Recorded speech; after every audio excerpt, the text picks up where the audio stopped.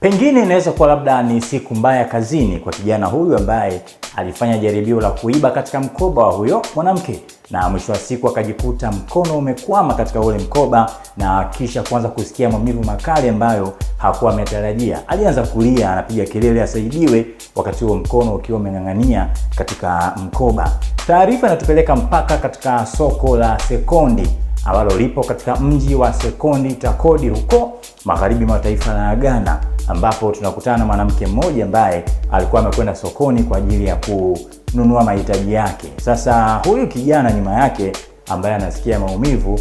alifanya jaribio la kutaka kuingiza mkono katika mkoba na kwa ajili ya kumwibia, lakini bahati mbaya sana ni kwamba alikutana na kitu ambacho hakuwa amekitarajia, kwa sababu mwanamke huyu hapo mwanzo kihistoria, yeye kwa maelezo yake anasema kwamba amewahi kuibiwa simu katika mkoba huo, simu ya iPhone, na ndipo ambapo yeye anasema kwamba aliamua kufanya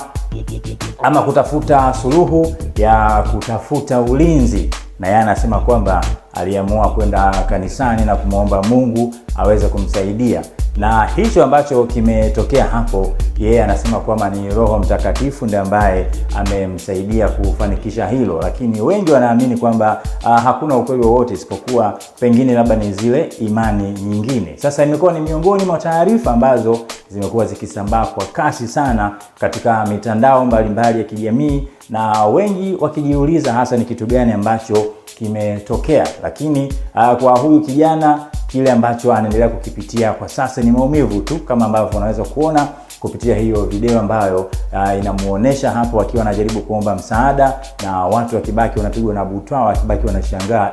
ni nini hasa ambacho kimemtokea.